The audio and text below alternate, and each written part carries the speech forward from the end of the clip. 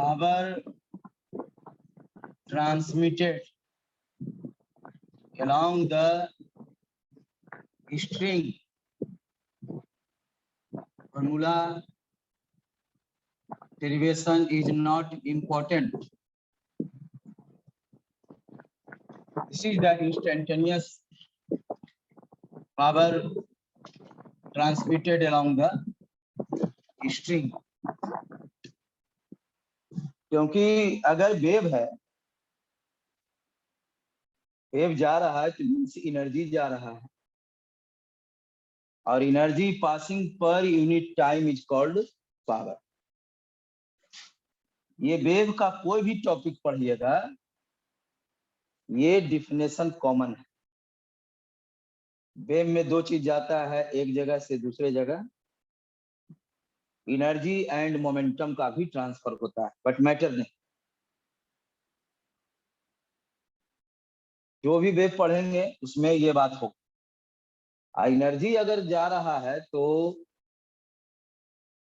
किसी भी पॉइंट से कितना एनर्जी पास किया पर यूनिट टाइम, उसको पावर कहेंगे। एक डिफिनेशन और वेव में मिलेगा, जो वेव के हर चैप्टर में ये डिफिनेशन मिलेगा, intensity of A wave.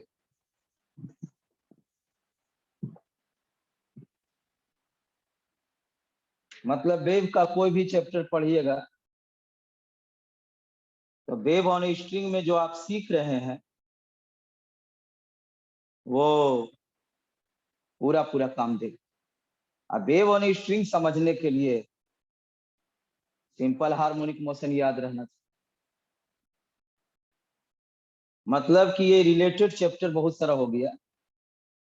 Wave on a simple harmonic motion, wave on a string, sound wave, light wave, electromagnetic wave, और एक अल्टरनेटिंग करंट भी है, क्योंकि वो करंट भी में वेव के जैसा बात होता है, वो तो 12th में पता चलेगा। इसका मतलब टोटल 6 टॉपिक एक दूसरे से कनेक्टेड। अब इंटेंसिटी जहां भी वेव का चैप्टर पढ़ेंगे, कोई भी वेव, लाइट वेव का भी डिफिनेशन जो अभी हम बताएंगे ना, वही बोर्ड में लिख दीजिएगा, पूरा नंबर मिलेगा। क्योंकि इंटेंसिटी का डिफिनेशन हर जगह सेम है। ये इंटेंसिटी किसको कहते हैं? तो जब वेव इधर से जा रहा है, मान ली एनर्जी जा रहा है, चाहे साउंड वेव हो या लाइट वेव हो, तो जिधर एनर्जी जा रहा है उसके परपेंडिकुलर एक एरिया बनाइए। परपेंडिकुलर, ऐसे नहीं, ऐसे। और इस एरिया से एनर्जी, मान ली इसका एरिया ए है, ऐसे एनर्जी टी टाइम में ई एनर्जी पास किया। इधर वेव जा रहा है तो एनर्जी जा रहा है, और जब एनर्जी जा रहा है तो पास करेगा। तो ई एनर्जी पास किया टी टाइम में, इस एरिया से जो एरिया हम direction of propagation of the wave के परपेंडिकुलर लिए हैं, तो ई बाई ए टी को कहते हैं इंटेंसिटी। बस ई बाई टी को कहते हैं पावर। इसका मतलब इंटेंसिटी बराबर पावर बाई ए भी लिख सकते। मतलब इंटेंसिटी, अब इसको लैंग्वेज में बोल दीजिए। कोई फॉर्मूला को लैंग्वेज में पढ़ने आता है? अभी नहीं सीखे हैं, सिखाए तो बहुत बार है, लेकिन अभी नहीं सीखे हैं तो फिर सुन लीजिए। The average energy passing per unit area per unit time, ये एवरेज हो जाएगा, पर unit area per unit time. Total energy जो पास किया बाई टाइम, एवरेज पावर भी हो जाएगा। Average power passing per unit area perpendicular to the direction of propagation of the wave. मतलब जिधर वेव जा रहा है उसके परपेंडिकुलर आपको एरिया लेना है, is called intensity of the wave. याद हो गया? लाइट वेव भी अगर पास करेगा सर तो डिफिनेशन वही रहेगा। हम कहे हाँ। अब लाइट छत पर धूप आ रहा है, unit area per unit time में जितना एनर्जी लाइट का फॉल हो रहा है, that is called intensity of light wave on the roof.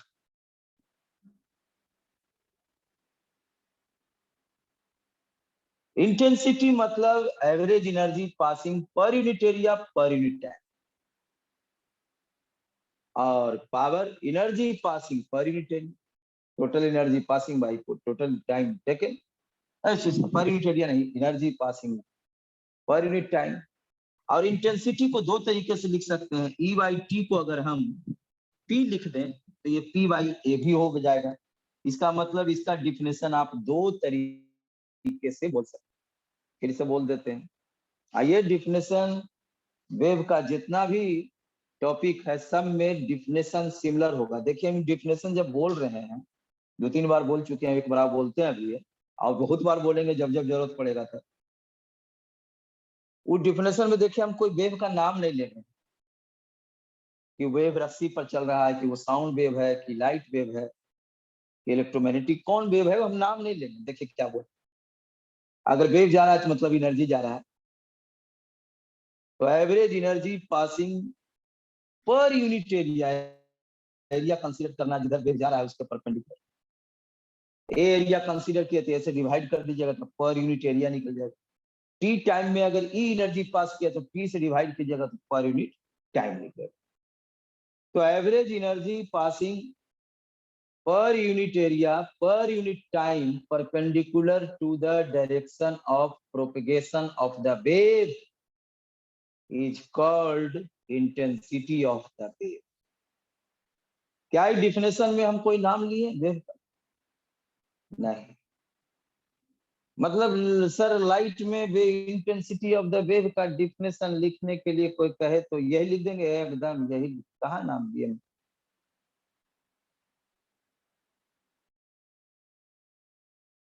इसको दूसरे तरीके से बोल सकते हैं, the average power passing per unit area. अब इसमें पर यूनिट टाइम नहीं बोलेंगे, पावर ले लिए तो बस per unit area. Average power passing per unit area perpendicular to the direction of propagation of the wave is called intensity of the wave. तो आप डिफिनेशन 3-4 बार रख लिए, लिखा हुआ है, 12 बार आप पढ़ते भी रहिएगा जितना बार में याद हो। तो ये एवरेज पावर पहले निकालना है, और जो भी चीज साइन के फॉर्म में वेरी करता है, साइन में या कॉस में, उसमें एवरेज का इंपॉर्टेंस वन टाइम पीरियड का होता है। अच्छा ठीक है, तो ये कॉस आया था पिछले क्लास में जो किया। This is the instantaneous power transmitted. अब रस्सी पर वेव चल रहा है, यहाँ ओरिजिन मान लिए वाई एक्सिस एक्स एक्सिस, यहाँ से एक्स डिस्टेंस पर T time, at time T, X distance at a distance X at time T, जो एनर्जी पास किया वो energy by time is called power. This is the power transmitted along the wave along the string. हाँ ये formula string के लिए, लेकिन वो जो डिफिनेशन बोले इंटेंसिटी का, वो डिफिनेशन केवल स्ट्रिंग के लिए नहीं, वो हर वेव के लिए वो डिफिनेशन सेम टू सेम रहेगा। ये वाला फॉर्मूला थोड़ा बदलेगा, वो इसलिए क्योंकि देखिए इसमें एफ क्या है, टेंशन इन द स्ट्रिंग। अब साउंड वेव पढ़िएगा तो साउंड में क्या बोलिएगा, टेंशन इन द स्ट्रिंग।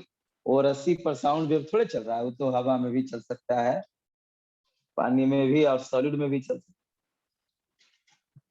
बात को समझिए, लाइट में भी यही फॉर्मूला थोड़े, फॉर्मूला अलग रहेगा, डिफिनेशन वही रहेगा। अब पावर का डिफिनेशन जो मैकेनिक्स में पढ़ते हैं, जो 12th में यूज होगा, जो वेव में यूज होगा, क्या बदल थोड़ा जाता है। Energy by time is called power, work done by time is called power.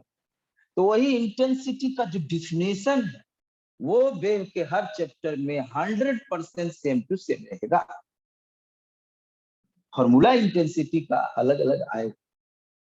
हर जगह निकालेंगे, डिफिनेशन वही रहे, एकदम वही जो अभी बोले। तो इससे यहां से एवरेज कितना एनर्जी पास कर रहा है, average power transmitted along the string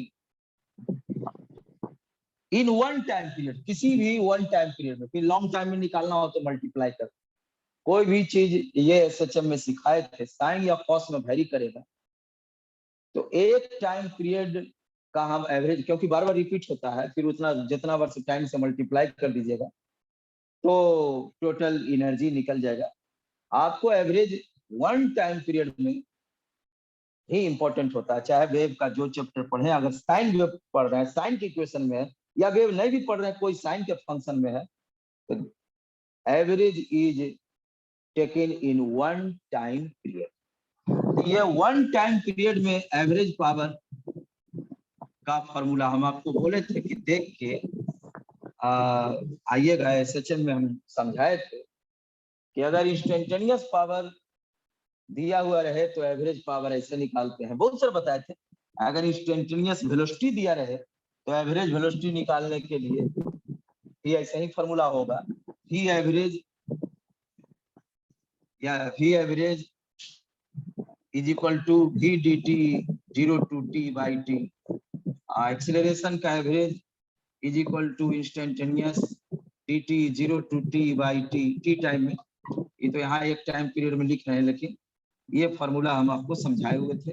average kinetic energy, average potential energy, कोई भी चीज का फिजिक्स में एवरेज निकालना रहे और इंस्टेंटेनियस दिया रहे तो ऐसे टेक्निक हम बता चुके हैं, पढ़ा चुके हैं एसएचएम में। तो यहाँ पर हम पी का ये इंस्टेंटेनियस पावर हमको निकल चुका है, ये वैल्यू रखेंगे तो ये जो ब्रैकेट के अंदर है वो तो कांस्टेंट, और कांस्टेंट इंटीग्रेशन के पार हो जाएगा, ठीक।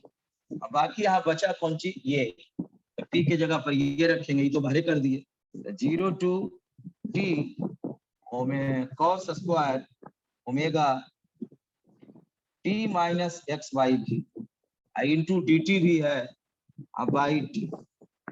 अब 4 गो इंटीग्रेशन हम लिखाए थे, वो भी देख करके आने के लिए बोले थे। इसका वैल्यू क्या होता है जो इंटीग्रेशन अभी ब्रैकेट में दिख रहा है आपको, उसका वैल्यू क्या होता है, नहीं देख के आया है, 1/2। 1/2, हाँ 1/2। 4 इंटीग्रेशन लिखे थे, ऐसे वो निकल भी जाता है, लेकिन हम बोले थे कि फिजिक्स में जहां भी, इवन बोर्ड के एग्जामिनेशन में भी जहां ये जरूरत पड़ता है, इसका वैल्यू डायरेक्ट यूज होता है। और कंपटीशन की बात करें तब तो वहां डेरिवेशन से कोई काम नहीं, समझ रहे बात की। डायरेक्ट भी हाफ जानेंगे तो न्यूमेरिकल बनेगा। हो गया average power transmitted along the string, इसमें अब at distance x at time t ने बोलेंगे, सिर्फ एवरेज पावर ट्रांसमिटेड ये बोलेंगे बस अलोंग द स्ट्रिंग।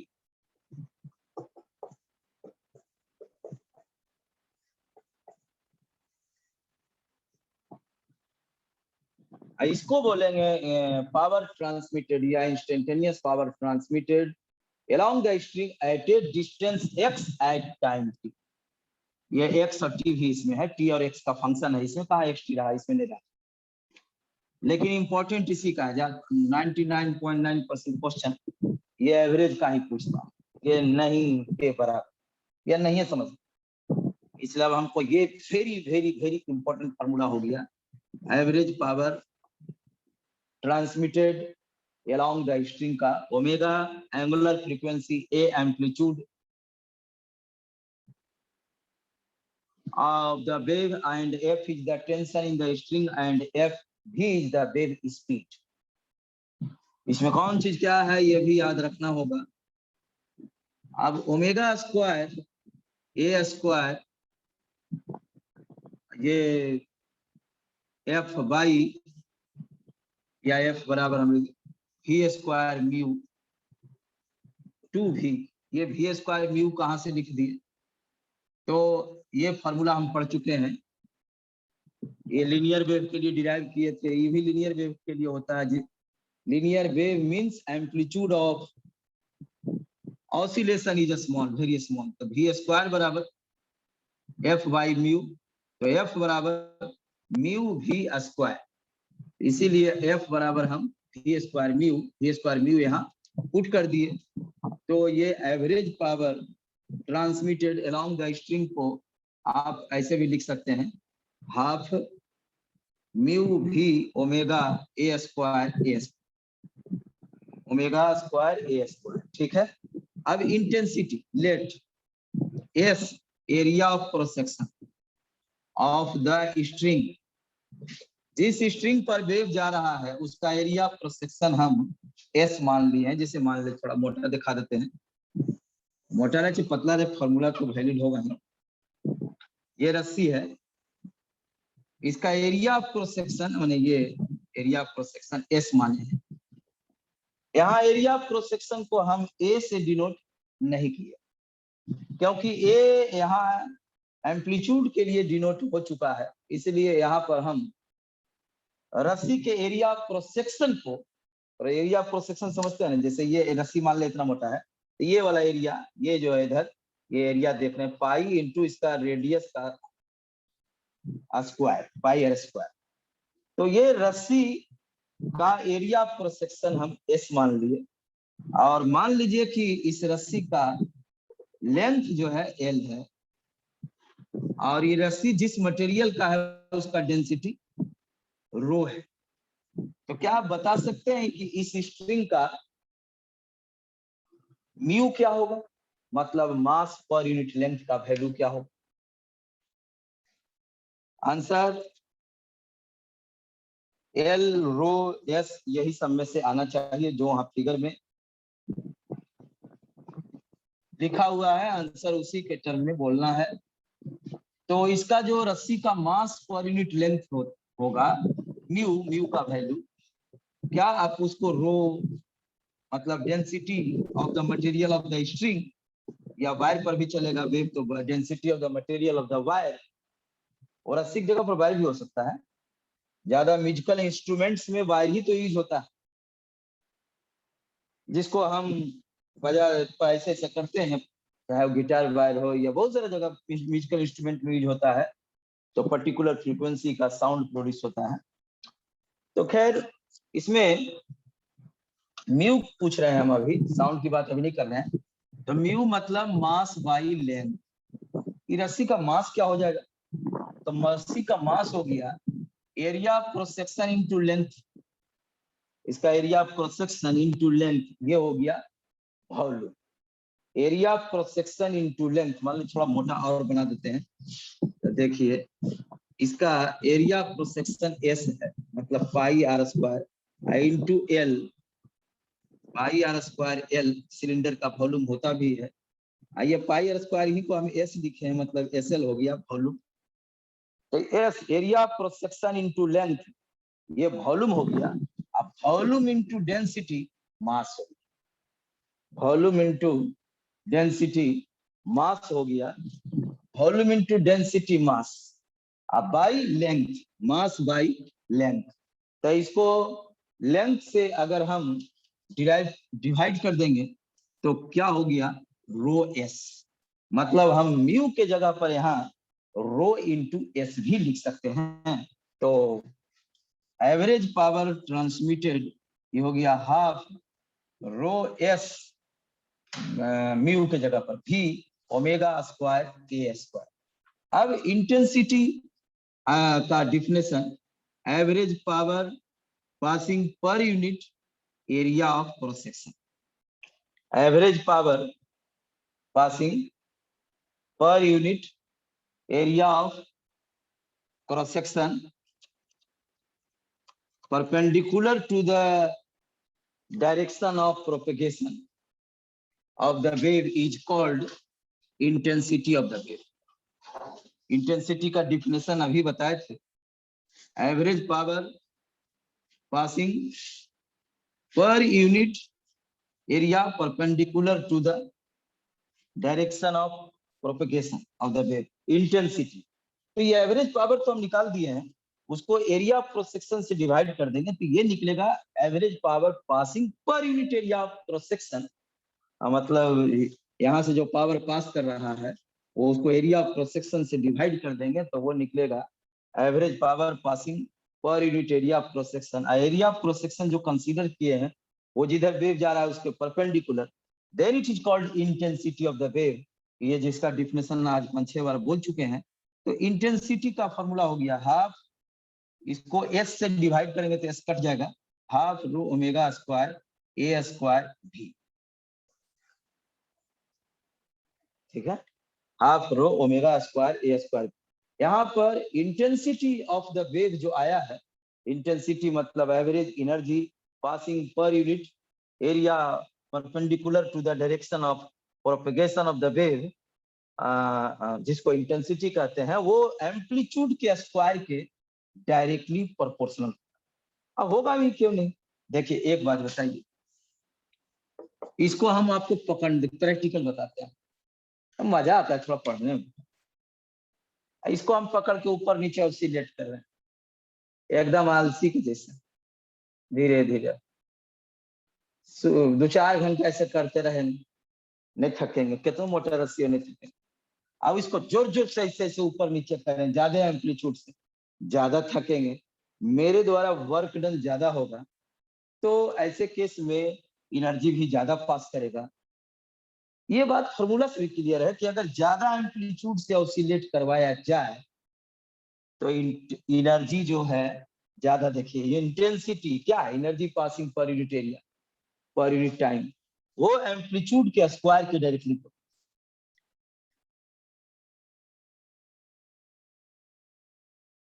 होना भी चाहिए। प्रैक्टिकल भी करा है कि हाँ जितना ज्यादा एम्पलीट्यूड से ऑसिलेट करवाएंगे उतने ज्यादा हमको वर्क करना पड़ेगा, उतने ज्यादा एनर्जी जाएगा।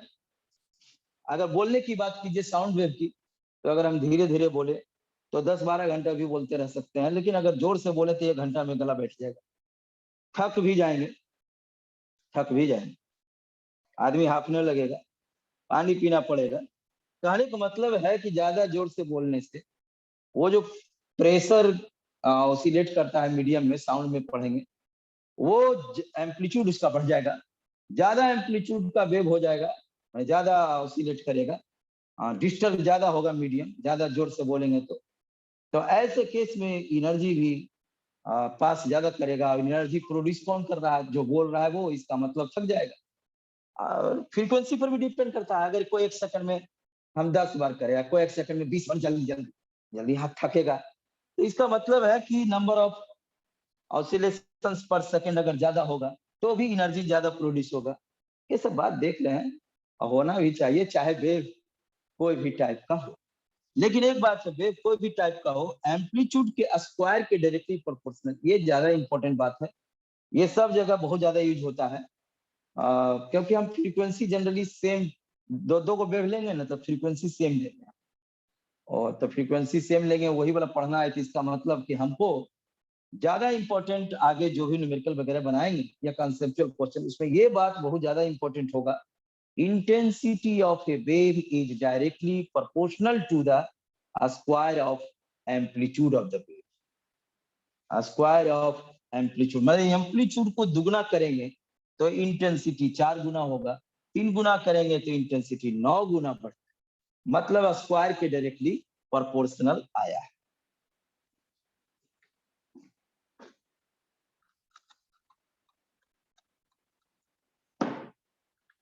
हम ट्रेवलिंग वेव पढ़े, उसका इक्वेशन सीखे, travelling transverse travelling wave on string, उसका इक्वेशन सीखे कैसे लिखाएगा,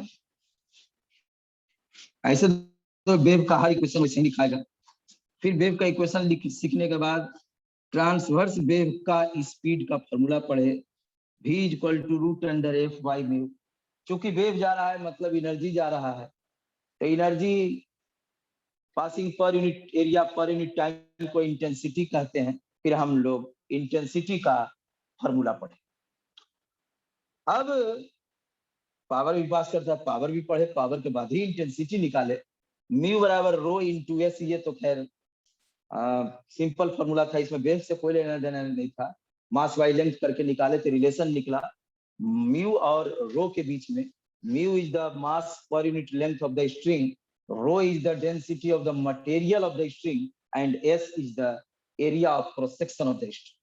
हम तो जो अभी ट्रेवलिंग वेव पढ़ रहे हैं, वेव जा रहा है, एक ही वेव की बात अभी की, एक ही वेव जा रहा है, अभी दीवार के पास नहीं पहुंचा है और अभी आज भी पहुंचेगा नहीं, जा रहा है दीवार के पास पहुंचेगा, अभी नहीं पहुंचा, नहीं एक आध दो क्लास के बाद पहुंचे, मतलब हम अभी वहां पहुंचाए नहीं हैं, समझाए नहीं है, वहां पर कुछ घटना घटेगा क्या, हाँ वो अलग टॉपिक पढ़ेंगे। अभी वेव घटना तो घटेगा, ये बात आप जानते भी हैं, लाइट भी अगर मिरर के पास पहुंचा तो रिफ्लेक्ट हो, साउंड भी अगर पहाड़ से टकराया या बिल्डिंग के दीवार से तो इको सुनाई दे, तो रस्सी पर भी वेव जब दीवार से पर टकराएगा तो वहां से बाउंस होगा बैक, रिफ्लेक्शन यहाँ भी होता है। लेकिन अभी बस हम ये पढ़ रहे हैं जा रहा है, और आज भी अभी ये नहीं पढ़ेंगे कि दीवार के पास पहुंच गया, उसके पास पहुंचेगा तो बहुत, जो घटना घटेगा उसको बहुत डिटेल से सुनाना पड़ेगा। तो अभी दीवार आज भी नहीं पहुंचेगा, नहीं आज भी नहीं पहुंचेगा, अभी जा रहा है ट्रेवलिंग वेव, समझ रहे हैं। तो अब जो है हम ये अभी पढ़ेंगे कि अगर किसी पॉइंट पर दो या दो से ज्यादा वेव मिलता है, मतलब आप रस्सी पर दो पल्स प्रोड्यूस करेंगे, पहले हम आपको अभी यही पढ़ाए थे, ये पल्स प्रोड्यूस किए, ये आगे चलते जाता है, पीछे प्लेन होते जाता है, जब दीवार के पास पहुंचेगा तो क्या होगा वो तो बात अभी नहीं किए हैं, जा रहा है, ये स्पीड की बात किए हैं, एनर्जी की बात किए हैं, इन इंटेंसिटी की बात किए हैं, और वेव का स्पीड की बात किए हैं, और लेकिन सब लीनियर वेव, इतने अभी बात किए हैं, इतना ही पढ़े हैं हम लोग। हाँ तो अब जो है मान लीजिए ये लंबा इधर फिक्स नहीं किए हैं, इधर भी एक आदमी ही पकड़ लिया, अच्छा अब वो इसको ऐसे किया, ये भी प्रोड्यूस किया है, मतलब इधर वाला आदमी जो है ऊपर ले गया, फिर यहाँ लाके पकड़े हुए है, और उधर जो आदमी है वो भी ऊपर डिस्टर्ब किया, और फिर और यहीं पर लाके मीन पोजीशन पर वो भी पकड़े हुए, मतलब एक पल्स ये प्रोड्यूस किया है क्रेस्ट, और इधर से भी जो आदमी है वो एक पल्स ये भी प्रोड्यूस किया है क्रेस्ट, अभी दोनों का मिलन हो, अब हम वेव का मिलन पढ़ें, समझ रहे हैं, अभी तक एक ही वेव की बात कर रहे थे तो मिलन का कोई बात ही नहीं हो रहा था, अब हम वेव का मिलने का घटना पढ़, ये तो जानते हैं कि पार्टिकल्स अगर एक इधर जा रहा है एक इधर जा रहा है तो टकराया तो उसको कहते हैं कोलिजन, वो 11th में कोलिजन मैकेनिक्स में पढ़े थे, कोलिजन, कोलिजन में टकराने के बाद काइनेटिक एनर्जी दोनों का बदल जाता है, मोमेंटम बदल जाता है, हो सकता है इनइलास्टिक कोलिजन हो तो दोनों चिपक के साथ भी चल सकता है, माने वो घटना पढ़े उसको कोलिजन कर, लेकिन जब दो वेव मिलता है, वेव का मिलन होता है, आप लोग देखे होंगे वेव को भी मिलते देखे, पानी पर आराम से शांत पानी पर दो कंकड़ गिराइए, दो जगह, एक के वो नहीं, अच्छा दो, वो जो सर्कुलर टाइप का वेव बनेगा वो दोनों आगे बढ़ने के बाद एक दूसरे से मिलेगा, क्या कभी ऐसा मिलन आप बचपन से कभी देखे हैं, एक के वेव है आगे बढ़ते जा रहा है, शांत पानी पर दो जगह कंकड़ फेंके, वेव का मिलन हुआ, ये अपना अलग बड़ा होते जा रहा है, ये अपना अलग बड़ा होते जा रहा है रेडियस, ये पीछे से प्लेन होते जाएगा, क्या ऐसा कभी, हालांकि कितना ही अपना पानी के किनारे नदी या गंगा के किनारे या कहीं भी बैठा हुआ रहता है आदमी, तो पत्थर फेंकते रहता है तो उस पर डिस्टरबेंस प्रोड्यूस होता है, तो दो जगह अगर कहीं फेंक दिया तो वो दोनों डिस्टरबेंस प्रोपगेट करने के बाद दोनों मिलता भी है, तो क्या वेव के मिलने की घटना को कभी पानी के सरफेस पर देखे होंगे जरूर, ये दो ट्रक मिला, अगर इधर से ट्रक आ रहा है, इधर से ट्रक आ रहा है, टकराया, एक्सीडेंट हुआ, हॉस्पिटल पहुंचा, इसको कोलिजन कहते हैं। लेकिन ये जो वेव मिला, इसको कोलिजन नहीं कहते। तो इसका भी कोई नाम रखा हो, कुछ नाम तो रखा होगा साइंटिस्ट। हाँ रखा है, उसको कोलिजन लेकिन नहीं। वेव का मिलने का घटना थोड़ा अलग है, पार्टिकल के मिलन के घटना से एकदम अलग टाइप। अगर आप ध्यान से देखे होंगे तो जरा सोचिए, आप सोचते नहीं हैं, सोचना भी चाहिए। ये दोनों वेव मिलने के बाद ऐसा पास करता है, ये ऐसा पास करेगा ना, यहाँ मिला है फिर पास किया है, तो ये इसका लगता है कोई फर्क है, जैसे लगता है ना कि ये अकेला वेव प्रोड्यूस हुआ है और जा रहा है, इससे इस पर कोई प्रभाव ही नहीं पड़ा। ही नहीं कि मिलने के बाद यहाँ पर कोई उसका रास्ता डेविएट हो गया, बिगड़ गया, इसका शेप बिगड़ गया, ऐसा कुछ नहीं होता है। अगर आप पहले, हम फिजिक्स की बात नहीं कर रहे हैं, पहले अगर आप जिंदगी में कभी ऐसा देखे हैं तो उसी के बाद पहले कर लेते, देखे हैं कि नहीं देखे। वो दोनों ऐसा पास करता है ना, मिलने के बाद, हाँ, जैसे लगता है कि मिलन हुआ ही नहीं। ऐसा खूबी केवल वेव का होता है, ये खूबी पार्टिकल में नहीं होता है। एक ट्रक इधर से आ रहा है, एक ट्रक इधर से आ रहा है, दोनों मिला, मिलने के बाद ऐसा पास कर गया जैसे कि लगता है मिलन हुआ नहीं। अरे वो तो मिलन ऐसा होगा कि हॉस्पिटल में दोनों एक दूसरे से खूब दिन तक बात करेगा, अगर बच गया तो, नहीं तो फिर सीधे ऊपर बात करेगा। लेकिन ये जो पानी पर दो वेव चल रहा है, उसका मिलन देखिए, लगेगा नहीं, क्रॉस करके ऐसा पास किया जैसे लगता मिला ही नहीं हो, लगता है मैंने उसके कोई प्रभाव ही नहीं पड़ता। पता नहीं आप ये घटना देखे हैं कि नहीं देखे हैं, क्रॉस करते चल जाता है, क्रॉस किया फिर पार करते अपना, ये बड़ा होते जा रहा है, जैसे लगता है एक ही कोई प्रोड्यूस हुआ है, इधर से जो आ रहा है, यहाँ मिला, मिलने जहां मिला ना वहां प्रभाव पड़ता है, लेकिन मिलने के बाद ऐसा पास करता है जैसे कि मिलन हुआ ही नहीं। जहां मिलता है ना वहां पर थोड़ा ओवरलैपिंग के समय, क्रेस्ट क्रेस्ट से अगर मिला तो थोड़ा ऊंचा हो जाएगा, क्रेस्ट ट्रफ से मिल गया, क्रेस्ट ट्रफ से, क्रेस्ट क्रेस्ट से मिल गया तो ऊंचा हो जाएगा मिलके, और अगर क्रेस्ट ट्रफ से मिल गया तो प्लेन हो जाएगा। तो ये जहां मिला वहां, लेकिन उसके बाद जब पास करता भी है, पास भी कर जाता है ना, एकदम सर्कल टाइप के बना हुआ ही रहता है, ये नहीं कि यहाँ के बाद नहीं पास किया, नहीं, नहीं देखे कभी पानी पर दो जगह शांत पानी पर गिरा के नहीं देखे हैं, यहाँ के बाद भी चलते रहता है, मिलने के बाद भी बड़ा होते रहता है। अरे तो सब देखा है, नहीं पढ़ा हुआ वो भी देखा होगा, आप लोग देखे कि नहीं, लेकिन आप लोग जो नहीं पढ़ा हुआ है वो तो देखता है, क्योंकि वो सब घूमता है थोड़ा है, आप लोग ही नहीं देखते हैं आप, यही दिक्कत है। तो क्या कभी देखे हैं ऐसा? यस सर, देखे। देखे हैं, क्योंकि पढ़ने ही वाला ज्यादा नहीं देखता है इसे इधर उधर। लेकिन ये पानी की बात है तो ये कॉमन चीज है, मैंने ज्यादातर पढ़ने वाला रहे चाहे नहीं पढ़ने वाला, सब देखता है कि अगर शांत पानी में दो जगह अगर हम डिस्टरबेंस प्रोड्यूस करें तो वो दोनों डिस्टरबेंस आगे बढ़ता है, दोनों मिलने के बाद पास कर जाता है, सर्कुलर टाइप का ही रहता है, कोई प्रभाव नहीं पड़ता है, जैसे लगता है कि दोनों के बीच में मिलन हुआ ही नहीं हो, जबकि मिल के पास किया है। ये खूबी पार्टिकल में नहीं होता, पार्टिकल में अगर मिल के ऐसा पास करे जो उसका कुछ आ, ऐसा कि मिलन हुआ ही नहीं हो, ये तो असंभव है, उसमें इसीलिए पार्टिकल्स के मिलन को हम कोलिजन कहते हैं। अब वेव के मिलन का अलग नाम रखा गया क्योंकि सब खूबी ही अलग हो गया। This is the unique property characteristics of wave. ये कैरेक्टरिस्टिक्स, ये लक्षण, ये खूबी, ये प्रॉपर्टी वेव में ही पाया जाता है, जिसमें कि दोनों को मिलने के बाद ऐसा पास करता है जैसे लगता है मिलन हुआ ही नहीं।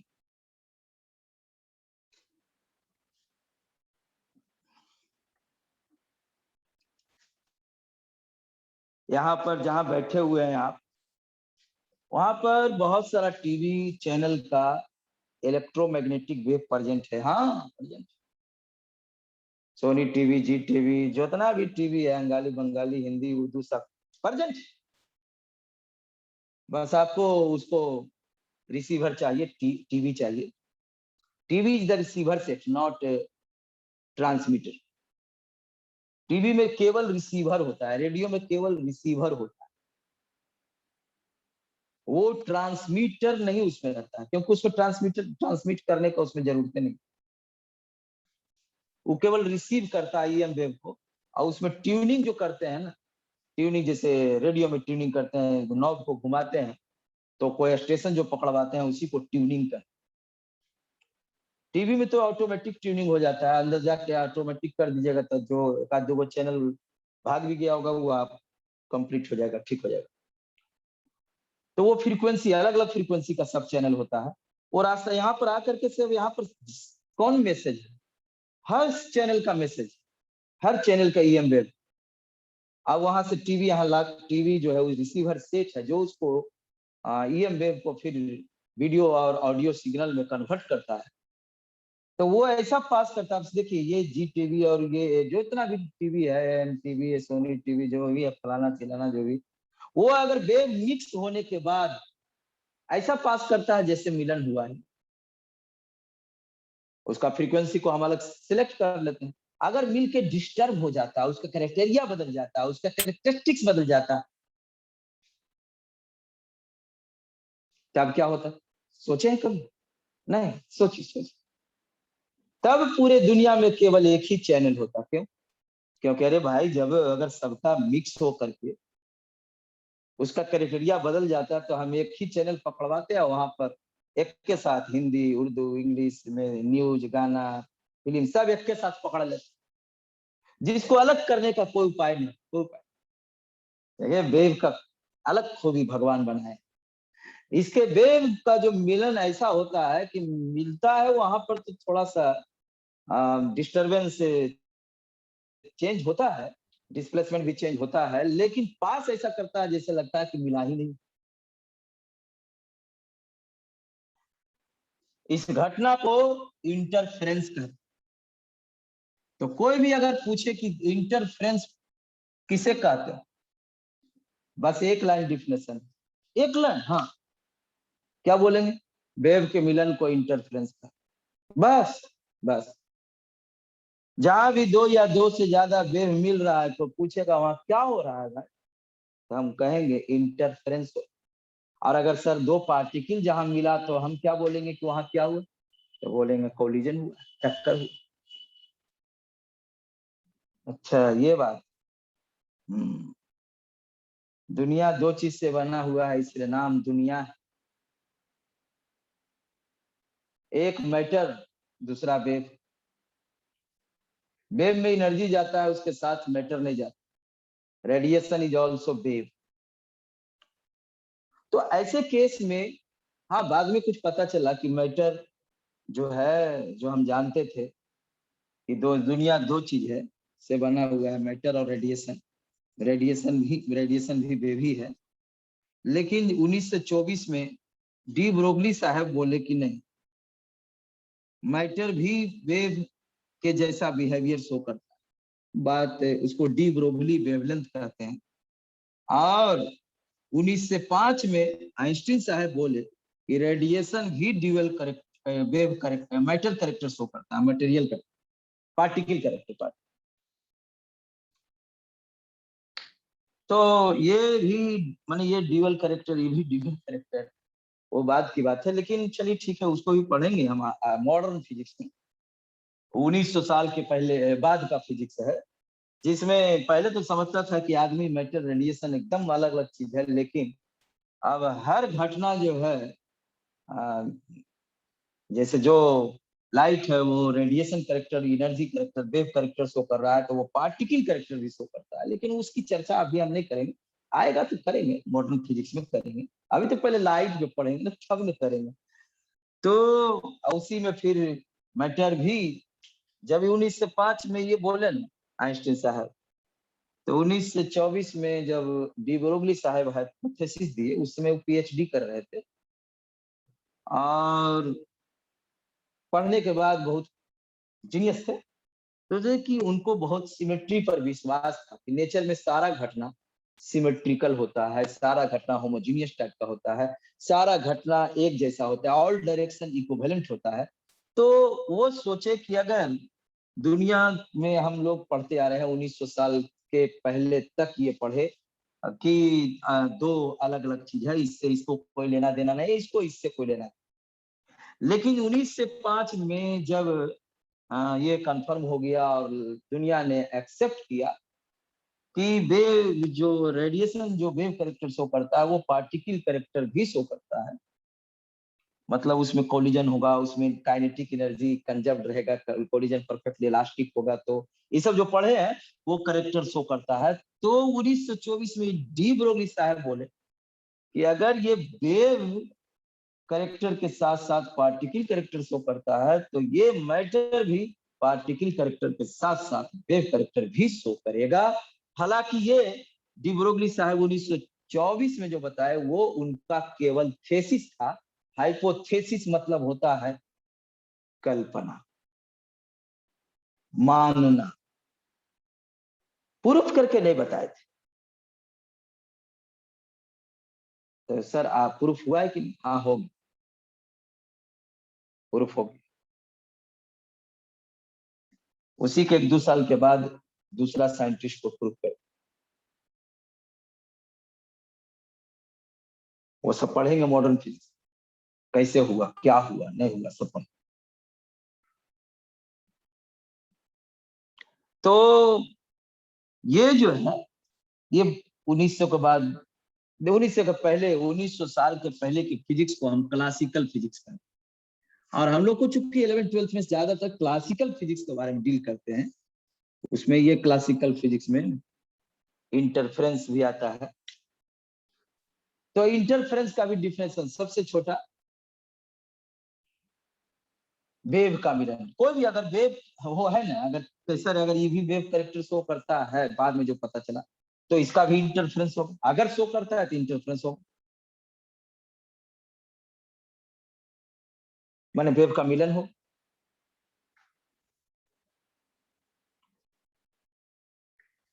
तो वो तो बात की चीज है, अभी हम उसकी बात नहीं करेंगे, उसका कोई चर्चा नहीं मॉडर्न फिजिक्स में। लेकिन इतना जरूर अभी समझना है, interference is the wave character. Definition very small, बहुत छोटा, जिंदगी भर याद रहे, कभी जिंदगी में भुलाए नहीं, जिंदगी के साथ भी जिंदगी के बाद में याद रहेगा। वेव के मिलन को हम इंटरफेरेंस कहते हैं बस, और पार्टिकल्स के मिलन को हम कोलिजन।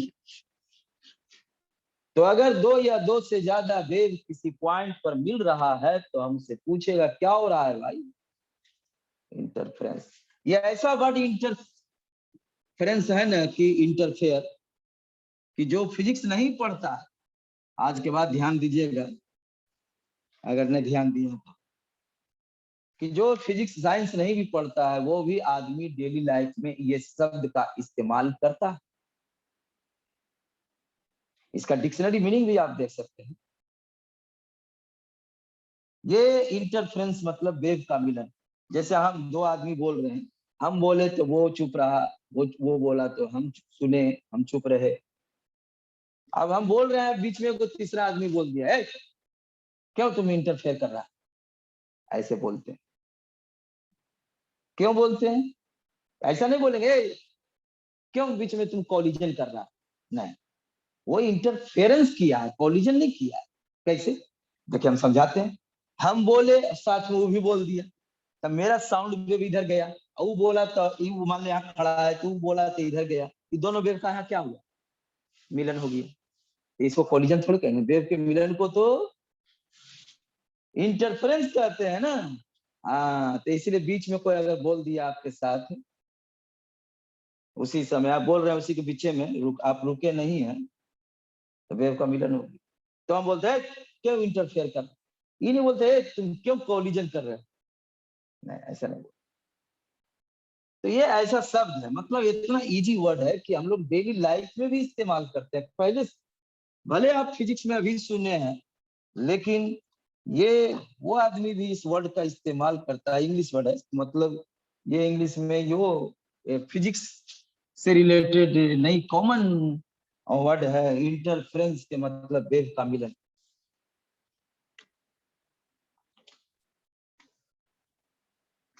तो हम लोग अब पहले देखेंगे principle of superposition and interference of waves. Superposition and interference of waves. तो पहले प्रिंसिपल ऑफ सुपरपोजिशन देख लेते हैं। ये रस्सी पर दो वेव प्रोड्यूस किए, पल्स, वेव पल्स। वो दोनों वेव पल्स आगे बढ़ते जा रहा है। अब देखिए मिलता है तो क्या होता है। ये मिलन के जस्ट पहले का हाल है। ये मिलन के जस्ट पहले का हाल। ये मिला तो ये मिल ओवरलैप किया उस समय का ये सिचुएशन। ये मिलने के बाद जब अलग हुआ, जस्ट जो अलग हुआ उसके बाद का ये सिचुएशन।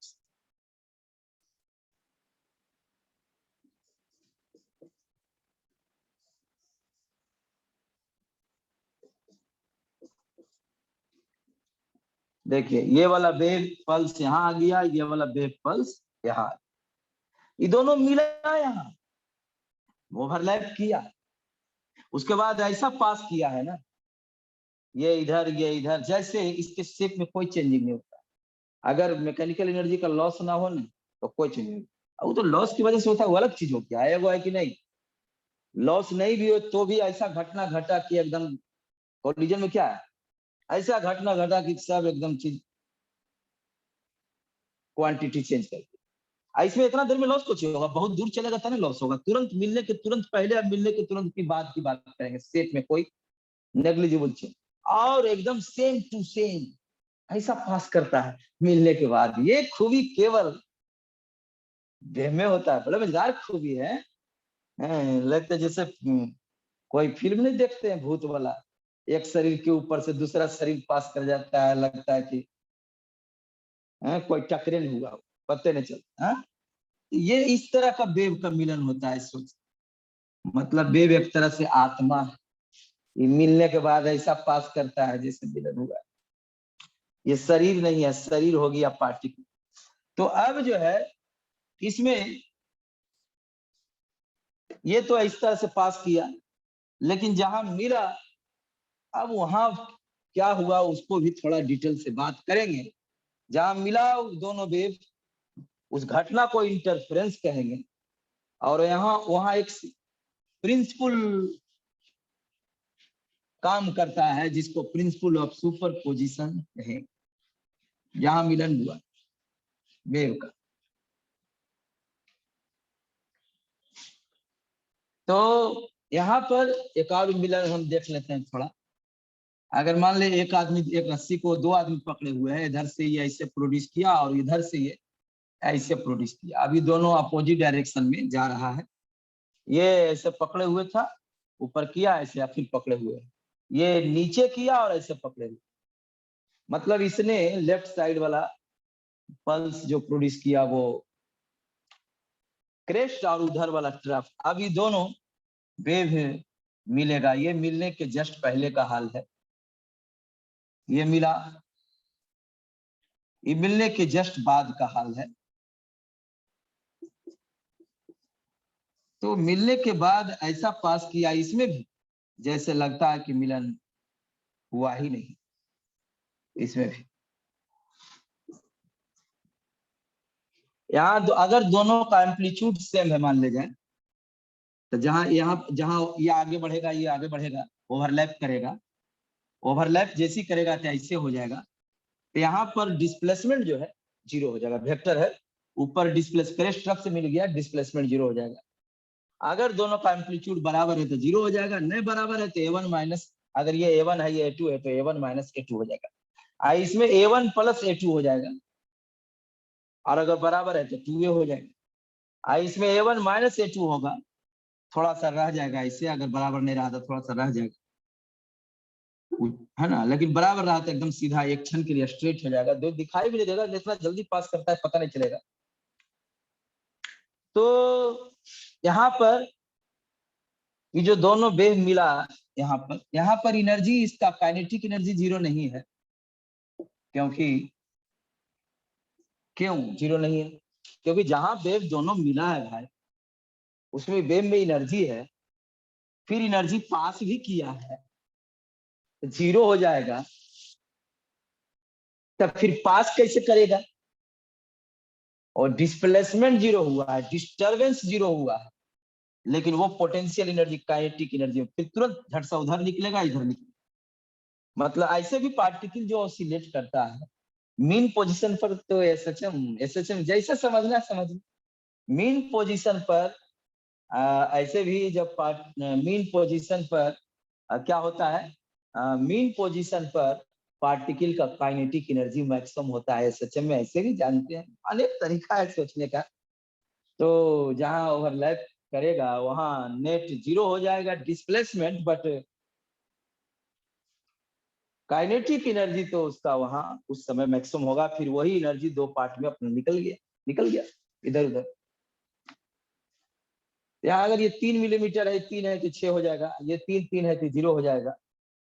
ये जो 3 3 6 की है, 3 3 0 की है, इसको कहते हैं प्रिंसिपल ऑफ सुपरपोजिशन, इसी को कहते हैं हम तो सोचे सर कि नाम है प्रिंसिपल ऑफ सुपरपोजिशन, तो सोचे कि ये तो सुपरपोजिशन है, क्या नहीं समझ में आएगा कि नहीं आएगा।